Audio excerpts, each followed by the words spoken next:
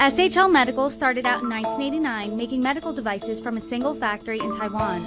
Now the firm is poised to capture a chunk of the booming market for weight loss drugs.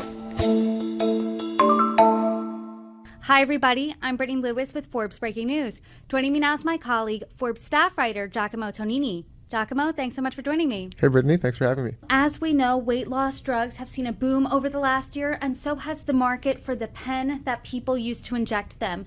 And you're reporting one man was able to capitalize on this trend, so much so he is now a billionaire. So let's talk about him. His name's Roger Samuelsson. Who is he and what does he do? Right, so Roger Samuelsson is a Swedish entrepreneur. He started this company called SHL Medical in Taiwan in 1989. And they are one of the world's largest makers of autoinjectors. They control 25% of the global market.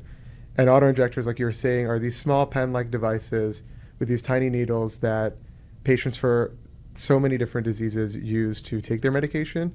Obviously, weight loss drugs like Ozempic, Wegovy have seen a huge boom in recent years, especially last year. And patients will take them in weekly injections.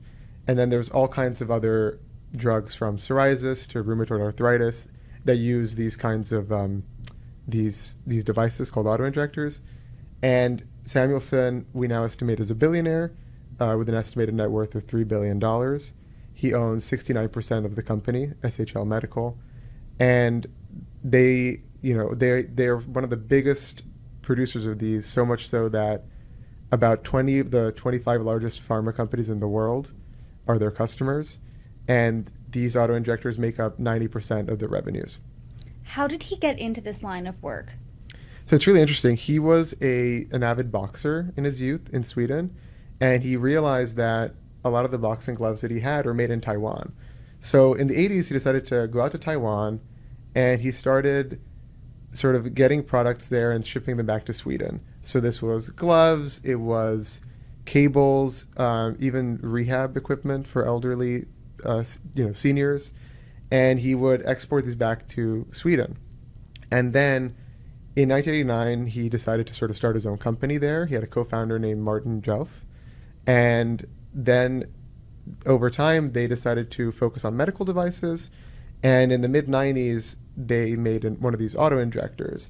And their first big break was this contract with a company in the US called Upjohn, which is now part of Pfizer.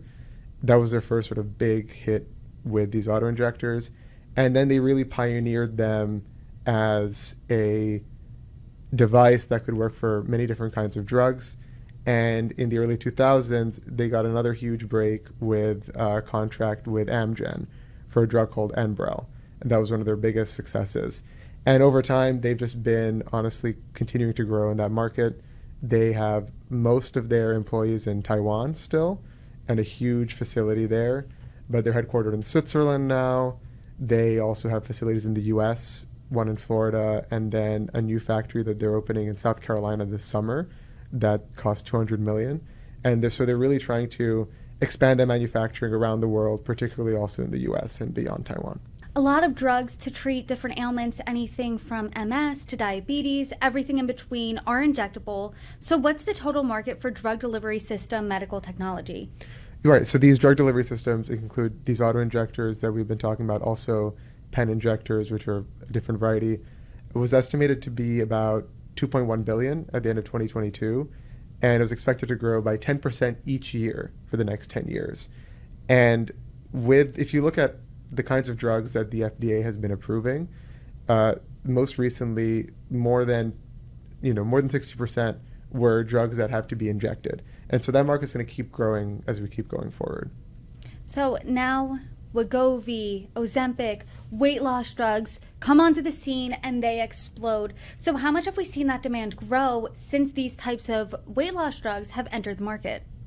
So if you're just looking at SHL Medical, right now the production volume of these auto-injectors and their revenues is less than 30%.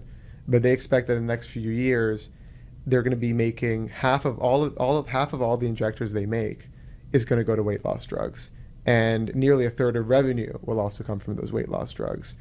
And they're going to be making hundreds of millions more of these each year. So if you look at that sort of together, it's going to be really a huge boom for them. And obviously, SHL Medical aren't the only ones in the market. Because of this astounding growth, we've seen, there's two publicly traded competitors, the Stevanato Group. They are expected to make the syringes for the autoinjectors for Eli Lilly, and their sort of competitors to Ozempic and Wegovy. There's another firm that was founded by a billionaire in Switzerland, Ipsomed. They also have a deal with Novo Nordisk, which makes Ozempic and Wegovy, to make these autoinjectors. Novo Nordisk, that same company also recently bought another firm to help with the supply chain for those drugs. We've really seen basically that Lilly and Novo are really trying to expand capacity as much as they can to meet that skyrocketing demand. It seems to be, when it comes to weight loss drugs, almost a semi-saturated market. You're naming drugs like Ozempic, Wegovy, Mounjaro. What other companies are competing with SHL? You named a few. And does the competition really matter? Is it making an impact? I think at this point, from the sources I spoke to and analysts who cover the market, there is so much more demand than supply right now. And this is a question that I asked one of the investors in SHL, if this competition worries them. And they said no, because of that sort of imbalance between the demand and the supply, anything that helps reduce those bottlenecks in the supply chain is really just good news for everyone, because there is sort of more than enough business to go around, and it's going to help companies like SHL Medical grow. I mean, if you just look at the numbers we have now, so in 2020, Samuelsson sold part of his stake in the company, and two smaller investors sold out entirely. And Swedish private equity firm EQT bought 31%. That was in 2020. Then in 2022, they sold part of their stake to the family office of the Struengmann brothers, who are very well-known healthcare investors and billionaires. They backed the company BioNTech that made one of the first COVID vaccines. And if you just look from 2020 to 2022, the value of SHL grew by more than 60%. And so that was even before we saw this huge weight loss boom. You look at those competitors I talked about, they've also been growing enormously. Stevanato went public a couple of years ago. And we're really seeing that growth across this industry, right? Not just the drug manufacturers like Novo Nordisk and Lilly, but also these companies that are making all the components, including the autoinjectors. In your experience in covering wealth, in covering billionaires, in covering any type of company, is it common for a company to welcome this type of competition, say, okay, this competition's good, it's making it easier for us? And that's interesting. I think, honestly, it depends. Sometimes you see these huge booms that it's sort of like a rising tide lifts all boats, right? Obviously, we'll have to see, because some of the analysts I spoke to said that, it's unclear to see what's going to happen with like the profit margins maybe for different parts of the supply chain will be different, right? Like the glass for the vials or the plastic for the injectors, there's different profit margins on everything.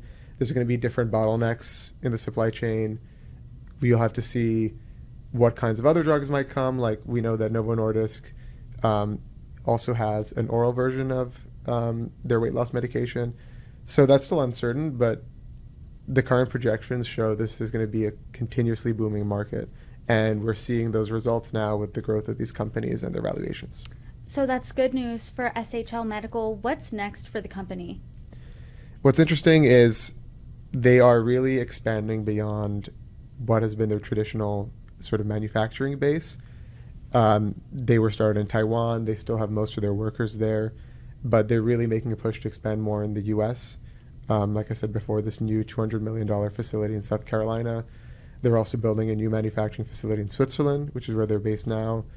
And they foresee sort of continued investment in the U.S. in the future, right? That's where it's a huge market for these drugs we've been talking about. And they're also looking at new products as well as new areas they could expand into. So one of the things that the CEO, Ulrich Fessler, showed me when I interviewed him was one of their most recent products from last year is a autoinjector that once you remove the cap, it sends a signal to the cloud that lets the patient and the doctor know that it's been activated and the patient is taking their dose. So this can really help track how often people are actually taking their doses. He also said that they plan to eventually have these kinds of autoinjectors at-home treatments for cancer therapy. One of the investors I spoke to said that if you look at the market that they currently have, it's an incredible market. If you bring in these weight loss drugs, it's an even bigger market. And then if you look at things like vaccines, administering vaccines at home, it could be an even bigger market and have an even bigger impact around the world, right? Think about, if you were to take a COVID vaccine or any other vaccine, if you could just take these things at home and think about the impact that could have around the world, there's a lot of things that they could do to keep growing and keep having an impact. So the sky's the limit, really, when it comes to SHL Medical. But I am curious, what about the billionaire behind it all, Roger Samuelsson? Is he still involved in the day-to-day operations of the company? So he's fairly press shy. I did not get to speak to him, unfortunately.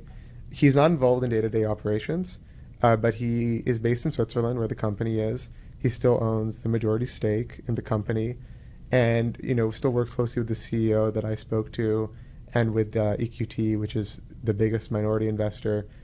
And so he's definitely not out of the picture, right? He's definitely still involved with the company. But in the meantime, he's also been diversifying. A few years ago, he bought a megayacht, Octopus, which was originally built for its first owner, Paul Allen, who was one of the co-founders of Microsoft and passed away a few years ago. Samuelsson also got into car racing. He was in the Ferrari Challenge Series in 2016. He also owns some small businesses in Sweden. So he definitely has other things to keep him busy as well outside of SHL. Giacomo, thank you so much for your reporting. Thanks so much for having me here.